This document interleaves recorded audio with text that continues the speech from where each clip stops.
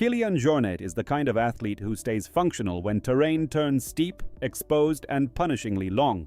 Kilian Jornet arrived in Chamonix in 2022 after 171 km around Mont Blanc, with 10,000 meters climbed. He'd had to keep moving through repeated climbs and descents, where stopping too long can stiffen legs and wreck pacing.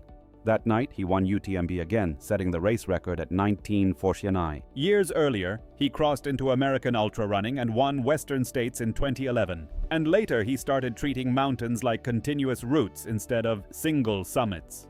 When the ground gets steeper, the heat rises, or the air thins out, his results depend on staying steady while the clock keeps chewing time away. Let's follow the limits: steepness, exposure, access, and the clock. Long before the headline races, he was already moving on steep Pyrenees terrain. A run there can turn into hands-on scrambling when the trail pinches into rock. Ski mountaineering added another hard rule. Cold, wind, and avalanche-safe choices decide what's possible. Going lighter can mean moving faster, but it also means less room when weather shifts. A direct line stops being an option, and a safer line costs time. He keeps the movement smooth anyway because every pause turns into extra minutes later. You can see it in the way he climbs. Small steps, no drama. The next stage puts that habit into a loop that never stops climbing.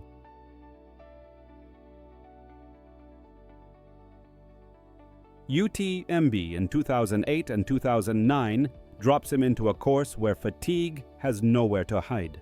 The climbs keep arriving and every descent arrives with them. Aid stations help, but sitting too long can quietly erase a lead. In those winds, the constraint isn't one mountain, it's the pileup of thousands of meters up and down. Clothing choices matter when night and weather slide in.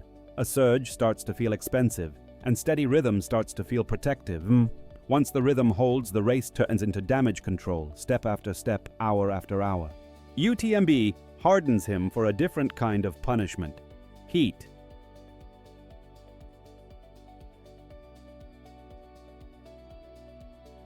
Western States in 2011 demands speed on runnable ground and patience in hot canyons. The sun turns exposed sections into a cooling problem, not a strength test. That year also came with a crew access limitation. Crews couldn't reach runners until Michigan Bluff at mile 55. Early mistakes don't announce themselves right away, and missed calories can show up hours later as a shutdown. A navigation mistake in snow cost him time, and the clock keeps moving anyway. He still won in after 15:34 or 24, without a late reset from fresh support. The turn is practical. Once the heat settles in, every decision gets slower to fix. That finish makes the next idea tempting.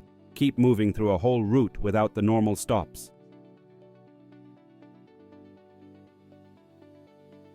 In June 2009, he took the GR20 in Corsica and refused the normal multi-day pace. The line is rough, long and uneven, and small stumbles can pile up when you're tired. The constraint is daylight and recovery. Stopping turns the route into night travel, but moving fast demands you stay light. Light gear brings speed, and it also shrinks safety margin when conditions change. He pushed through and set a record at 32:54.24. One simple choice tightens everything. Keep going, even when legs want a reset. A headlamp turns from backup to necessity, because darkness arrives either way. That one push style follows him onto higher, more exposed ground. On Mont Blanc in July 2013, the danger shifts from distance to consequence. The ascent can be quick, but the descent still demands precision, especially on snow where a slip can end the day. Starting from Chamonix means committing to a full round trip on foot. He set time of 4:57.34. Above the valley, the air cools, the surface changes, and speed has to stay controlled. He can't simply drive effort. He has to keep foot placement clean while the slope stays unforgiving. The record holds because nothing breaks rhythm on the way down. A month later, the terrain forces even tighter choices.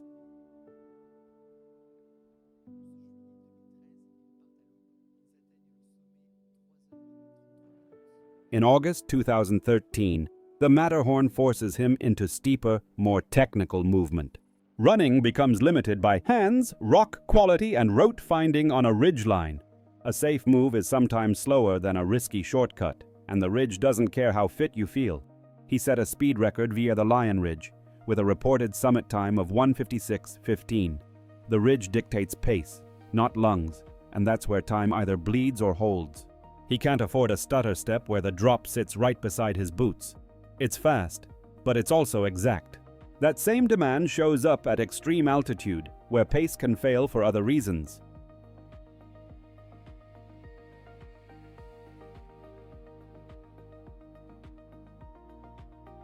Everest in May 2017 turns the constraint into thin air and long exposure time.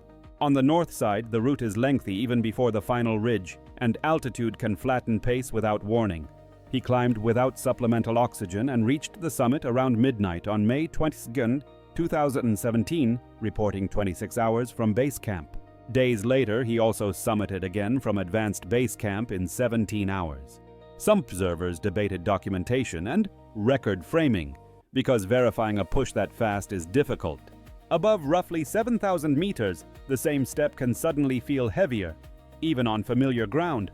He kept moving through that zone anyway. Back lower, the challenge changes from summit speed to staying functional for a full loop.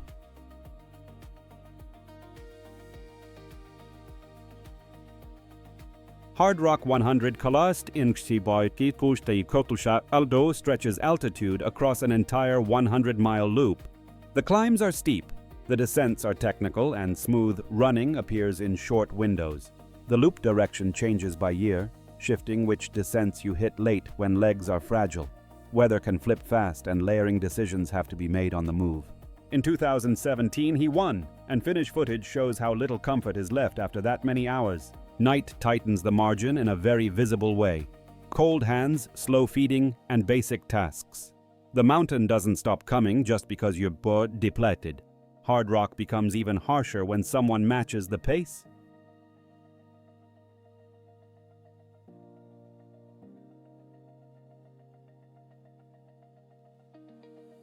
In July 2022, Hardrock tightened into a head-to-head pacing problem. At altitude, going too hard early can turn into a long, quiet slowdown later. He and Francois Dehaene stayed close deep into the loop, where shoe changes, eating, and minutes spent seated can decide the outcome. Jornet won in 21:36:24, breaking the course record. The turn arrives late, when the body wants to protect itself and the race still asks for speed. Both men were still moving well, which made every small delay louder. One routine slip could have flipped the result. That summer also pulls him back to the most famous loop around Mont Blanc.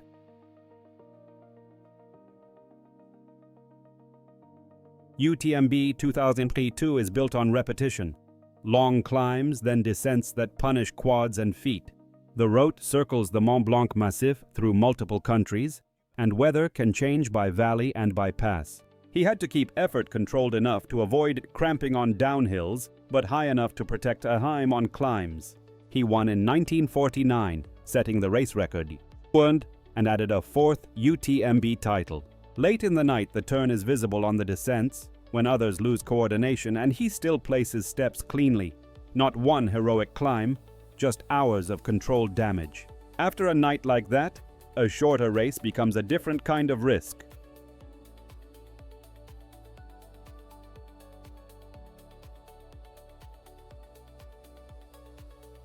In August 2024, the Sierre Zinal compresses the same skills into about 31 kilometers. The climb is steep enough to force restraint, and the descent is fast enough to punish anyone who overcooks early.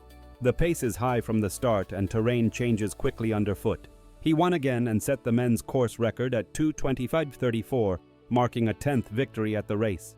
Near the top, the climb ends and the legs have to switch gears immediately. No time to settle, no time to reset, just a fast drop where a wobble costs seconds. That gear changeability matters even more when the objective becomes pure logistics.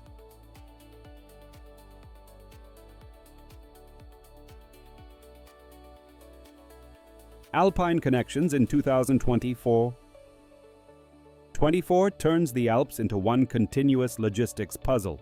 The constraint isn't a single summit. It's travel between ranges without motorized help while staying safe on complex ground. Over 19 days, he linked all 82 alpine peaks above 4,000 meters, covering about 1,207 kilometers and more than 75,000 meters of elevation gain. Sleep shrinks, and technical sections show up when the body is already depleted. A bike becomes a tool for distance, not a shortcut, because it's still human-powered. The turn is cumulative. Fatigue narrows attention, and simple route choices start taking longer. When your hands are on rock on day 15, the Alps feel different than day 1. The project only ends when the last connection holds and nothing else is required. In June 2025, Western States flips the constraint back to temperature and runnable speed. The course is famous, but it isn't built for steep specialists, and the day can become pure cooling and pacing. He finished third in 14:19:22, faster than his 2011 winning time in one of the quickest editions in race history. Late in the day, the change you can see is not terrain. It's whether the body will still take fluids, calories, and pace. Controlled effort finally allows acceleration instead of simple endurance. Overheating turns minutes into tens of minutes, and the math is unforgiving. The next goal doesn't have a single finish tape. It has dozens of summits.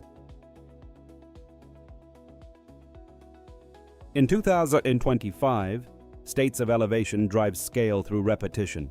Dozens of 14,000-foot peaks linked by running and biking. In Colorado alone, he climbed 56 14ers in 16 days, stacking long approaches on top of short sleep.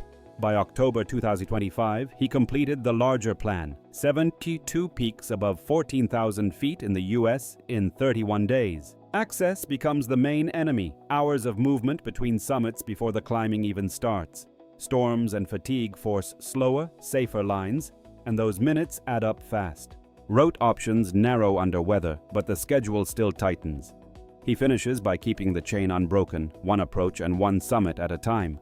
That same logistics pressure is what ties his racing and projects together.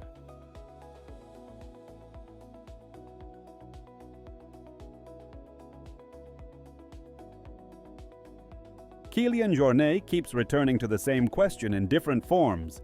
How far can movement stretch before terrain, altitude, and logistics shut it down?